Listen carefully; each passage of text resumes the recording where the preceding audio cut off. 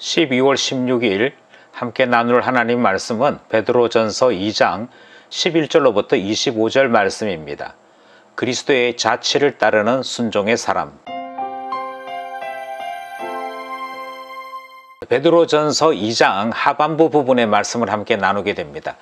오늘 본문의 주제는 우리는 다르게 살아야 한다 하는 말씀이 앞에도 오늘도 연속으로 등장을 하지요. 그리스도인이 되었다라고 하는 차이에 대한 말씀이 어제 본문의 이야기였다면 오늘 본문은 그리스도인들이 어떻게 차이 나는 모습을 보여줄 것인가, 실제의 우리의 삶에서 어떻게 이 차이를 구분해서 보여줄 것인가, 그것에 대한 말씀입니다. 성경은 우리를 거류민과 나그네라 그렇게 부르시면서 결코 같을 수 없는 우리들의 특별한 신분과 처지를 소개하고 있는 것이고요. 그러하기 때문에 다르게 살아야 할 것을 구체적으로 말씀하시는 본문입니다. 본문 안으로 들어가서 신자는 어떻게 살아야 하는지 살펴보겠습니다. 오늘 본문은 세 개의 부분으로 구분할 수 있을 것 같습니다. 첫 번째 부분이 좀 범위가 많습니다. 11절부터 17절인데요. 이 본문에서는 거류민과 나그네에게 주시는 권면의 말씀이 등장을 합니다. 먼저 11절, 12절 말씀을 읽겠습니다. 사랑하는 자들아, 거류민과 나그네 같은 너희를 권하노니 영혼을 거슬러 싸우는 육체의 정욕을 제어하라. 너희가 이방인 중에서 행실을 선하게 가져 너희를 악행한다고 비방하는 자들로 하여금 너희 선한 일을 보고 오시는 날에 하나님께 영광을 돌리게 하려 함이라. 11절이 시작하면서 사랑하는 자들아 이렇게 부르고는 거류민과 나그네 같은 너희라고 소개하고 있습니다. 예전 번역에서는 나그네와 행인 같은 이렇게 번역을 했었죠. 지금은 거류민, 나그네 이렇게 부르고 있는데요. 거류민이란 그 땅에 살기는 살지만 소위 말하는 영주민이거나 또는 시민권을 가지고 있는 사람들이 아닌 잠시 머무는 자들을 이야기합니다. 또는 거주 허락이 없는 사람들도 역시 마찬가지로 거류민으로 분류됩니다. 잠시 머물 뿐이지 그게가 자기 집 아닌 사람들, 그것을 거류민이라고 한다면 나그네는 말 그대로 그것을 지나갈 뿐이지 그것과 아무 상관없는 사람들을 이야기하는 것이죠. 그리스도인들을 부르시면서 우리는 이 세상과 결코 짝할 수 없는 존재인 것을 말씀하고 있습니다. 여기서 말하는 세상이란 사회생활을 이야기하는 것이 아니고요. 새 속에 물든 삶을 이야기하는 것이고, 새 속에 물든 삶과 그리스도인의 삶은 결코 같이 나타날 수 없다 하시는 말씀을 우리는 11절 말씀에서부터 듣게 되는 것입니다. 어떻게 될 것인가? 11절은 이렇게 우리에게 권면합니다. 영혼을 거슬러 싸우는 육체의 정욕을 제어하라. 여기에 나오는 육체는 몸을 이야기하는 것은 아니고요. 악한 본성, 새 속에 빠져 있는 삶, 그 모든 것들을 이야기합니다. 그러니 육체의 정욕 이렇게 얘기할 때 성욕이거나 또는 성과 관련된 범죄를 조심하라 하시는 말씀이 아니고, 여기에서 육체의 정욕이란 본성을 따라 사는 것, 말씀에서 벗어난 삶, 자기 성질이나 자기 기질대로 그냥 통제되지 아니한 삶들 전체를 일컫는 것이고요. 이와 같은 삶을 제어해야 될 이유는 이와 같은 삶들이 영혼을 거스리는 무서운 일을 낳기 때문입니다. 영혼을 거스른다 하는 말은 신자로서 성장하지 못하게 만드는 것이고 영적인 사람으로 살지 못하게 되는 일이다. 그 말씀이 포함되어 있는 것이지요. 12절은 너희가 이방인 중에서 행실을 선하게 가져야 한다. 그런데 행실을 선하게 가진다 하는 말은 착한 일 해야 한다 하는 말씀인데 기준이 무엇이냐가 중요합니다. 12절에서는 우리에 대하여 악행한다고 오해하는 사람들이 우리의 선한 일을 보고서 하나님 살아계시구나, 하나님께서 저 사람들의 주인이시구나 할 수 있는 데까지 선을 행하라, 그렇게 말씀하시는 것이지요.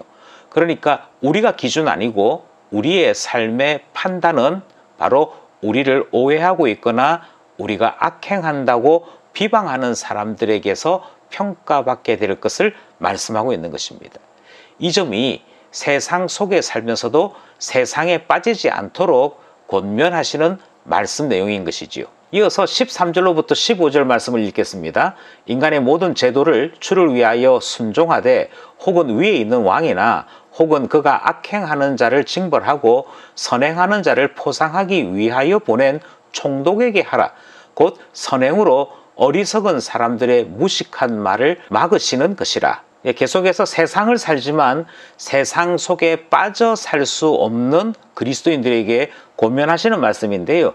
국가와 주권자들과의 관계 문제를 다루고 계십니다. 이 세상이 전부인 사람들은 세상에 욕심이 있겠죠. 권력을 가지려고 하고 부자가 되려고 하고 이 땅에서 천년만년 살 것처럼 주저앉아 살려고 할 것입니다. 그런데 나그네와 거류민 같은 우리는 이 세상을 살기는 살되 빠져 살지는 않는 것이고요. 그것이 구체적으로 어떻게 표현되는가 하니 13절에서는 모든 제도는 지키라, 순종하라 하시는 말씀으로 등장을 합니다. 심지어 왕이나 총독들의 지시를 따라야 할 것을 말씀을 하시는데, 하나님께서 왕을 세우시고 총독을 세우신 이유는 그들이 악행한 자를 징벌하고 선을 행한 자들에게는 포상하는 자이기 때문에 그들의 지도를 받는 일이 중요하다라고 말씀을 하고 있지요. 이것이 일반적인 도덕 규범 속에서의 명령이라고 한다면 15절은 그리스도인으로서 더욱 힘을 다해 지켜야 될 기준을 말씀하고 있는데, 이번 경우에도 마찬가지로 왕이나 총독이 우리의 선한 행동을 보고서 어리석은 말을 하지 않도록 막는 때까지, 그래서 우리에 대하여 오해하거나 또 비판하거나 하는 일 생기지 아니하고 좋게 평가될 수 있도록 우리가 선한 일 행해야 할 것을 말씀하고 있는 것입니다. 이렇게 말씀하심으로 그리스도인들이 세상 속에 살면서도 세상에 빠지지 않도록 말씀하신 것이지요. 16절 17절을 읽겠습니다. 너희는 자유가 있으나 그 자유로 악을 가리는 데 쓰지 말고 오직 하나님의 종과 같이 하라. 못 사람을 공경하며 형제를 사랑하며 하나님을 두려워하며 왕을 존대하라. 16절 말씀에서 그리스도인들의 이 차별적인 삶은 율법에 매여 있는 것처럼 억지로라도 해야 될 그런 내용이 아니라고 말씀하십니다. 그리스도인들은 이미 예수 그리스도의 대속의 피로 자유하게 되었습니다. 자유하게 되었는데 그 자유를 핑계 삼아 악을 저질러서는 안 되는 것이죠. 사람들이 종종 이렇게 얘기합니다. 내가 자유하니 그 무엇으로도 나를 막을 수 없다. 이것을 우리 성경은 이렇게 표현했습니다. 그 자유로 악을 가리는 데 쓰지 말고, 이렇게 말씀하고 있죠. 나는 그럴 자유도 없느냐 하는 말들 대부분이 사실은 여기에 해당되는 말들입니다. 왜냐하면 하나님께서 우리에게 자유를 주셨으나 자유로 방종해야 될 것이 아니고 하나님의 종과 같이 행동하라고 말씀하고 있기 때문이지요. 하나님의 종들은 자유함에도 불구하고 스스로를 하나님의 종으로 인정하여 말씀에 매여 살고 하나님의 뜻에 자기 자신을 드리는 삶을 살지요. 자발적인 헌신, 자발적인 순종, 그것이 하나님의 종들에게 나타나는데, 그리스도인의 삶이 이처럼 하나님의 종과 같아야 한다, 이렇게 말씀하고 있는 것입니다. 따라서 자유는 어떤 경우에도 방종이나 악을 가리는 데 쓸 수는 없고, 그 자유를 주를 위해 쓸 때 아름답게 평가되는 것이고 귀하게 주님이 생각하시는 것이지요. 17절 말씀은 첫 문단의 요약입니다. 무사람 공경해라, 형제를 사랑하라, 하나님을 두려워하라, 왕을 존대하라. 그것이 세상을 사는 그리스도인들이 가져야 될 기준이고 목표다. 이 말씀 첫 번째 문단 말씀이었습니다. 계속해서 세상을 살고 있는 그리스도인들에 대한 권면이 등장을 하는데요. 18절에서부터 20절은 사환들에게 주시는 권면입니다. 18절, 사환들아 범사에 두려워함으로 주인들에게 순종하되 선하고 관용하는 자들에게만 아니라 또한 까다로운 자들에게도 그리하라. 부당하게 고난을 받아도 하나님을 생각함으로 슬픔을 참으면 이는 아름다우나 죄가 있어 매를 맞고 참으면 무슨 칭찬이 있으리요. 그러나 선을 행함으로 고난을 받고 참으면 이는 하나님 앞에 아름다우니라. 18절에서부터 20절 말씀에 해당되어지는 대상자는 사환이라고 불려지는 사람들입니다. 이 사람들은 일정한 임금을 받고 일하는 사람이어서 일반적인 노예나 종하고는 조금 구분이 됩니다. 우리의 표현대로 하자면 청지기에 가깝고요. 자기 자신들이 열심히 일하여서 거기에 해당되어지는 능력을 인정받아 돈을 받게 되는 일종의 고용직에 속해 있는 사람들이지요. 그런데 월급을 받고 일하는 사람들이 반드시 기억해야 될 것은 주인들에게 순종하는 일 해야 한다라고 말씀하고 있습니다. 주인들에게 순종할 때 주인이 선하면 순종하고 주인이 까다롭거나 조금 애매하면 안 해도 된다 하는 기준이 아닌 것을 말씀하시지요. 사환들은 범사에 두려워하고 순종해야 한다. 이것이 그리스도인들이 가져야 될 직장 생활의 기준이고 삶의 원칙이다. 이렇게 말씀을 합니다. 19절은 전혀 다른 상황 속에서도 이 명령은 그대로 유지되는 것을 말씀합니다. 그 전혀 다른 상황은 어떤 것이냐면 부당하게 고난을 끼치는 자 또는 박해하는 자를 주인으로 만났을 때에도 여전히 마찬가지로 우리는 두려워하고 순종해야 한다. 이렇게 말씀하는 것이지요. 그런데 그가 잘못 생각했거나 잘못 판단한 것임에도 불구하고 왜 우리가 순종해야 되느냐라고 하는 것에 대해 성경은 이렇게 말씀합니다. 부당하게 고난을 받아도 하나님을 생각하고 참으면 하나님께 아름다운 일이 된다. 이렇게 말씀하는 것이지요. 하나님을 생각함으로 슬픔을 참고 견디는 것은 어떤 것인가? 그것은 하나님께서 뜻하시는 바가 있을 것이야. 하나님께서 이것도 보고 계시니 분명히 역사하실 거야.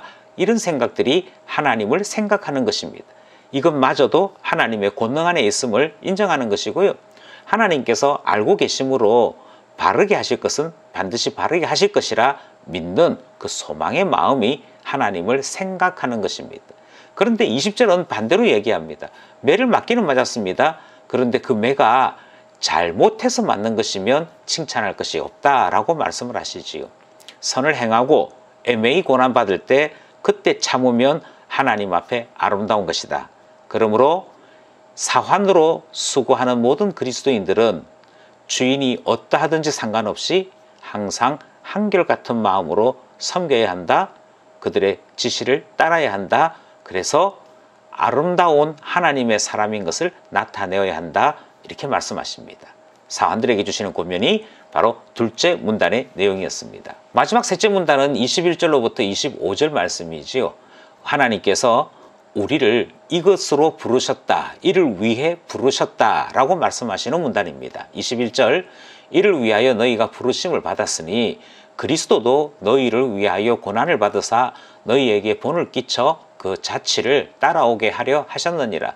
그는 죄를 범하지 아니하시고 그 입에 거짓도 없으시며 욕을 당하시되 맞대어 욕하지 아니하시고 고난을 당하시되 위협하지 아니하시고 오직 공의로 심판하시는 이에게 부탁하시며 23절까지를 먼저 읽었습니다. 우리가 이와 같이 순종해야 될 이유를 두 가지로 설명합니다. 이 땅을 살고 있는 그리스도인들에게 주시는 권면이 다소 충격적이지요. 순종하라고 말씀하시기도 하고 또 억울한 일 당해도 참으라고 그러시고 부당하게 고난받을 때조차도 참으라 말씀하시는 그와 같은 권면을 들었던 것입니다. 왜 이렇게 해야 될까? 그것에 대해 마지막 세 번째 문단은 두 가지 이유를 우리에게 알려주고 있습니다. 21절에서 먼저 이야기하기를 하나님께서 우리를 이것 때문에 부르셨다. 그럼 여기에 등장하는 이를 위하여는 무엇이냐 이렇게 물을 때 그것은 구별된 그리스도인들의 삶, 우리 앞에 있던 본문의 표현들 하자면 선한 일을 통해 마침내 하나님께 영광 돌리는 삶을 위해 우리가 부름을 받았다. 이렇게 해석할 수 있습니다. 이것이 첫 번째이지요. 그러니 세상 사람들과 똑같은 삶을 살아서는 안 되고 구별되고 차별되는 보다 더 품격 있는 그리스도인의 삶이 나타나야 할 것을 말씀하시고 하나님은 이걸 위해 우리를 부르셨다라고까지 소개하는 그 말씀을 듣습니다.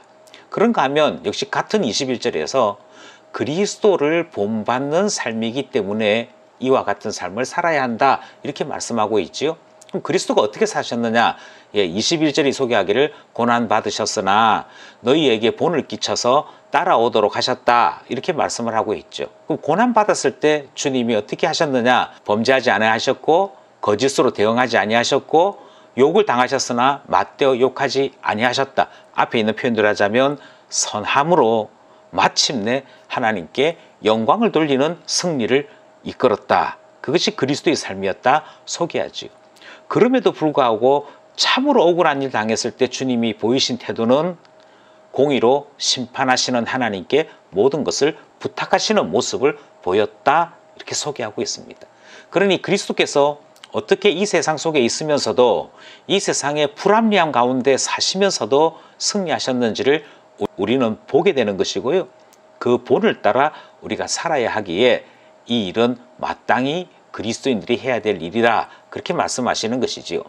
24절 25절 말씀도 역시 마찬가지로 이렇게 살아야 할 이유를 계속해서 설명하는 말씀입니다. 24절 25절 친히 나무에 달려 그 몸으로 우리 죄를 담당하셨으니 이는 우리로 죄에 대하여 죽고 의에 대하여 살게 하려 하심이라. 그가 채찍에 맞음으로 너희는 나음을 얻었나니 너희가 전에는 양과 같이 길을 잃었더니 이제는 너희 영혼의 목자와 감독 되신 이에게 돌아왔느니라.